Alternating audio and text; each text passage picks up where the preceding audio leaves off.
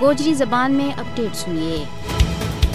مقبوضہ جموں کشمیر میں اختلاف رائے نہ دباؤن کے واسطے بھارتی فوجی بڑا پیمانہ کے اوپر لوگوں نہ گرفتار کر رہی ہے۔ گرفتاریاں کی موجودہ لہر جدوجہد آزادی کی واز نہ دباؤن کی انتقامی پالیسی کو باقاعدہ حصہ ہے۔ آزادی پسند کشمیری رہنما کارکنہ اور نوجوانوں کی نوئی گرفتاری سیاسی انتقام کو ایک ناپاک عمل ہے۔ مودی حکومت آزادی پسندانہ جعلی الزامات میں بار بار گرفتار کر گئے انہوں سیاسی جا دیون دے انکار کر رہی ہے۔ کشمیری عوام نہ بے بنیاد غیر سنجیدہ اور جھوٹا الزامات کے تحت گرفتار کیے جا رہی ہے۔ بھارت کشمیریوں کی غیر قانونی گرفتاریاں نہ طول دیون کے واسطے بدنام زمانہ قوانین کو استعمال جاری رکھے ہوئے ہے۔ بلا جواز غیر قانونی بے جا گرفتاریاں اور نظر بندیاں کے علاوہ دوجا مظالم کو مقصد کشمیری عوام کا آزادی کا عزم نہ توڑنا ہے۔ مقبوضہ جموں کشمیر میں ہر دن گرفتاری اور چھاپا اس گل نہ ظاہر کریں کہ مودی کی قیادت میں بھارتی حکومت کا طرف سے کشمیری عوام نہ زیر کرن کی بوکھلاہٹ کے علاوہ جو اور کچھ بھی نہیں ہے۔ مودی مسئلہ کشمیر کا حل کا تمام پرامن طریقہ نہ تباہ کرن واسطے تلے ہوئے ہے۔ مقبوضہ جموں کشمیر میں آزادی کا جذبہ نہ دباؤن کے واسطے بھارت کا سالمانہ رویہ نے 5 اگست 2019 کے بعد میں اور زیادہ بد ہوئے ہے۔ انسانی حقوق کی عالمی تنظیمیں